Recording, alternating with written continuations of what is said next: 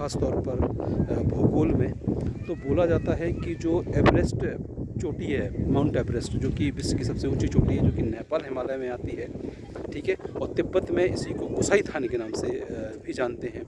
तो ये जो एवरेस्ट, माउंट एवरेस्ट का नाम एवरेस्ट पड़ा, चूँकि इनका नाम जॉर्ज एवरेस्ट था तो उसका नाम माउंट एवरेस्ट इनके ही सम्मान में पड़ा। ये एक बहुत बड़े भू सर्वेक्षक थे और इनके पास ही एक और भूविज्ञानिक भू सर्वेक्षक आता था जिसका नाम था शोवेस महोदय। इनको अगर आप लोग ज्योग्राफी पढ़ते हो तो ज्योग्राफी में चूँकि पढ़ते नहीं, चूँकि ज्योग्राफी में ये है चैप्टर में कि शोवेस महोदय ने ही सबसे पहले हिमालय का पूरा मूल्यांकन किया था और हिमालय का मूल्यांकन करके हिमालय को 4 भागों में बांटा था। पहला था कश्मीर हिमालय जो कि सतलुज तक जाता था, दूसरा था ये कुमाऊं हिमालय जो कि सतलुज से काली नदी तक जाता था, तीसरा था नेपाल हिमालय जो कि काली नदी से तिस्ता तक जाता था, चौथा था असम हिमालय जो कि ब्रह्मपुत्र की बाउंड्री को बनाता था। तो इनके ही नाम पर उन्होंने वर्गीकरण किया और वो स्वेस महोदय ही थे जिन्होंने सबसे पहले ये बताया था कि जो गंगा का प्लान है वो कैसे बना। वो इनके बहुत अच्छे मित्र थे। तो इनका ये मकान पहले कच्चा था, आप यकीन रखिए कि पूरा कच्चा था, इसमें लकड़ी और ईंटें, और ईंटें कैसी खोखली ईंटें यूज करते थे जिससे कि ये मकान गर्म हो सके। यहाँ पे हमेशा बहुत तेज़ हवा चलती रहती है। और ये है जॉर्ज एवरेस्ट साहब और उन्होंने महोदय जिन्होंने माउंट एवरेस्ट को मापा था और उनके सम्मान में ये जो सामने आपको पीक दिख रही है, लोग यहाँ से जा रहे हैं, जॉर्ज एवरेस्ट पीक का नाम रखा गया था। तो ये जॉर्ज, आइए हम इसको आपको नीचे दिखा रहे हैं। और इसकी ये चूँकि लघु हिमालय है और वो लघु हिमालय में रहते थे क्योंकि ग्रेट हिमालय जो है उसकी एक सबसे प्रमुख विशेषता ये है कि एक तो वो हिम से हमेशा आच्छादित रहता है और हिम आच्छादित होने की वजह से वहाँ पर रहना पड़ता है। लेकिन यहाँ से हमने अनुमान और सर्वेक्षण किए नेपाल हिमालय में जाकर के और इस चोटी को मापा। तो ये हम आपको थोड़ा सा नीचे की प्राकृतिक सुंदरता आपको दिखा रहे हैं और ये सुंदरता बहुत ही ज़्यादा अनमोल है। आप इसको देखिए, आप आश्चर्यचकित हो जाइए। इसकी ब्यूटी आप देखिए, अगर ये नज़र आ रही होगी तो ये देखिए इसकी ब्यूटी आप देखिए। ये कोहरा लगा हुआ है इसलिए बहुत स्पष्ट नज़र नहीं आ रहा है, लेकिन अब इसकी ब्यूटी आप देखें, आपका मन मोह लेगी ये ब्यूटी कि बहुत ही ज़्यादा सुंदर, बहुत ही ज़्यादा सुंदर, मतलब कोई कीमत ही नहीं है सुंदरता की। आपको ऐसा लगेगा कि मज़ा आ गया। तो जॉर्ज एवरेस्ट साहब हैं, ब्रिटिशर थे। इनके सम्मान में आज इस पीक का नाम भी ऊपर रख दिया, जॉर्ज एवरेस्ट पीक, जो मैं आपको दिखा रहा हूँ। ये जॉर्ज एवरेस्ट पीक ऊपर आपको दिख रही होगी, वो जॉर्ज एवरेस्ट पीक है। जो मेरी उंगली जा रही है मैं आपको जूम करके दिखा रहा हूँ, ये जॉर्ज एवरेस्ट पीक है। ये आपको लग रही होगी बिल्कुल पास है, लेकिन ट्रैकिंग जो रास्ता है वो 4 किलोमीटर का है। और नीचे अगर आप देखें, और ये देखिए आप नीचे, ये देखिए इसमें आपको एक छोटी सी लाइन दिख रही होगी, ये विंटर लाइन कहलाती है, जो केवल मसूरी से दिखती है। मसूरी और दूसरा स्विट्ज़रलैंड, 2 जगह से दिखती है। तो इसको हम मसूरी में जाके आपको दिखाएंगे।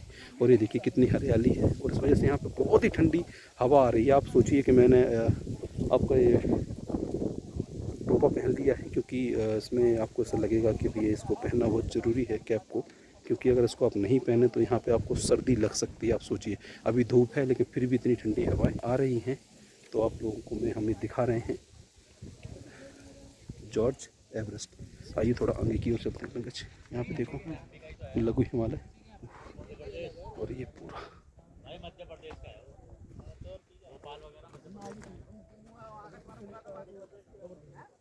ये देखिए ऐसे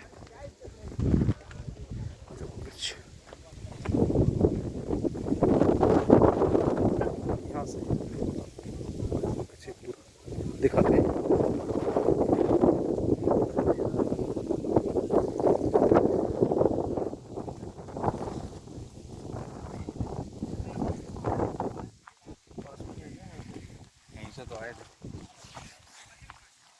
ये देखिए आपको जॉर्ज एवरेस्ट सामने से दिखाते हैं। इन्होंने ही इस चीज़ को सर्च किया था।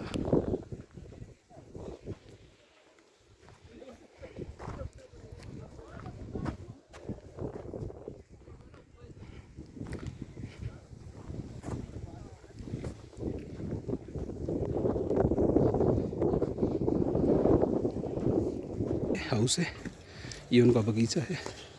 जहाँ पर वो बैठते थे। सर्वेयर थे यहाँ पे, विदेश के जितने भी सर्वेक्षणकर्ता थे जो कि हिमालय को जानना चाहते थे वो यहाँ आते थे। और यहाँ पे आते थे। ये देखिए, ये देखिए, ये इनके सम्मान में बनाया गया है। ये आपको इनके सम्मान में एक छोटा सा स्टैचू टाइप का इन्होंने बनाया ताकि आप यहाँ आएँ और उनके प्रति कृतज्ञता व्यक्त कर सकें। चूँकि मैं JRF हूँ, जूनियर रिसर्च फेलोशिप ज्योग्राफी से, तो मैंने तो इनको बहुत पढ़ा है और इनको स्मारक ज्योग्राफी में काफ़ी सम्मान भी दिया जाता है। जो स्मारक नहीं, जॉर्ज एवरेस्ट को बोला जाता है कि इन्होंने और इनके मित्र सुयस महोदय ने कई भूआकृतिक संरचनाओं के चीज़ों को सुलझाया, समझाया और बताया, जिससे चीज़ें काफ़ी आसान हो पाई। और देखिए, मैं आपको थोड़ा जूम करके दिखा रहा हूँ। ऊपर आपको दिख रही होगी, ये देखिए, ये बर्फ़ पड़ी हुई है। ये जो इलाका है ये आपको सीधा ग्रेट हिमालय दिख रहा है। ऊपर उत्तरकाशी के ऊपर वाले पहाड़ हैं और ऊपर अगर मैं जूम करूँ तो आपको दिख रहा होगा, ये वाले जो आपको पहाड़ दिख रहे हैं ये ग्रेट हिमालय के पहाड़ हैं और पर आपको बर्फ स्पष्ट दिख रही होगी। और यहाँ से मैं आपको दिखाता हूँ बहुत ही सुंदर व्यू जॉर्ज एवरेस्ट चोटी से। ये व्यू बाकी आपका मन मोह लेगा। ये देखिए कितना सुंदर, फीलिंग लाजवाब।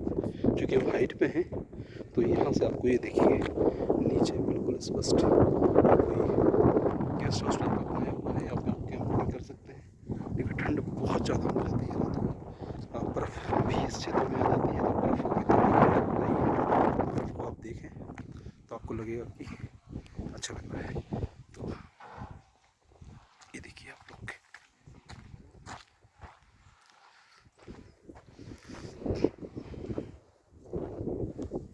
सुयस महोदय का सम्मान करते हुए और जॉर्ज एवरेस्ट साहब की स्मृति में ये बनाया गया था।